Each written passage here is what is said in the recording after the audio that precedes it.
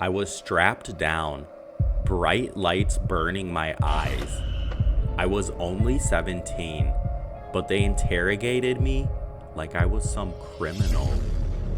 All because they believed I had 7 demonic entities inside me. And the doctors, they said they were trying to free me. Back in the 80s, mental health wasn't what it is today.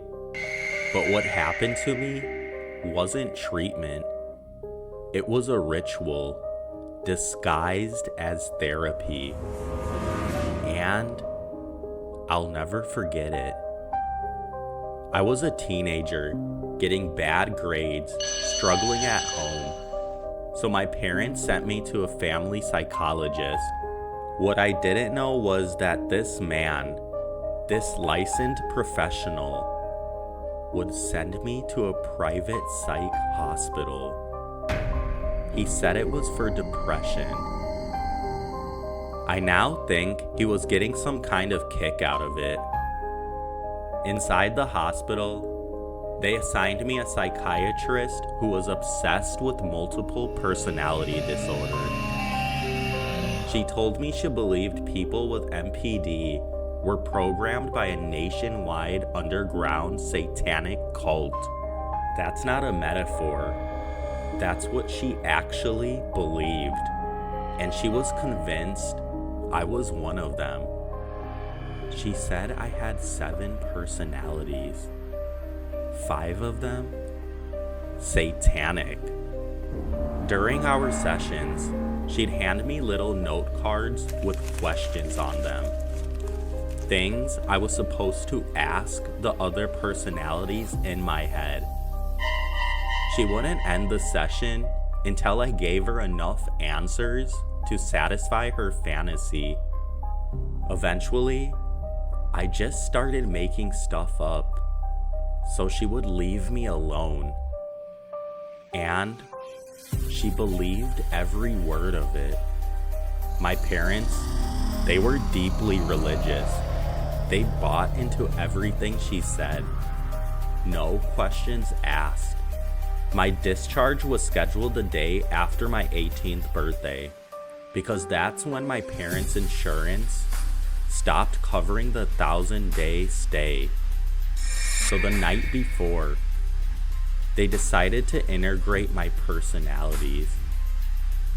They walked me calmly down a quiet hallway to the takedown room. The air smelled like bleach and something else.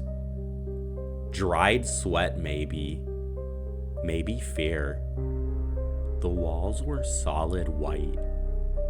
There was just one metal framed bed, bolted to the floor. The psychiatrist, the psychologist, and some third doctor I had never seen before. They strapped me down. And then they began. Let the demon speak. You'll be reborn after this. They shouted at me. They flicked a lighter inches from my face. At first, I stayed calm, just trying to get them to stop. But after a few minutes, I lost it, started screaming, begging, fighting the restraints. I don't know how long it lasted. 2 minutes? 20 minutes? Then I gave up. My body just collapsed. And as soon as I stopped fighting, so did they.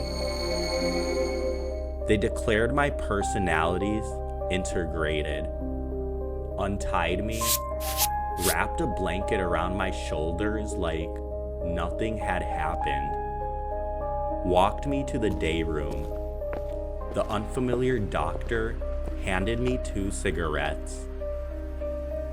That was my reward. The next day, they sent me home, but the story didn't end there. Because my parents still believed it, every word, and on Halloween night that year, The first Halloween after I turned 18, I wasn't allowed to leave the house. The psychiatrist had warned them that the cult might try to kidnap me. I moved out a few months later, put an end to it all. But even now, I can still see that room. The bed frame had something scratched into the metal. I remember leaning my head to the side and squinting under the strap. One sentence, carved deep. Obey to be free. One time, before all that, I was taken down for refusing medication.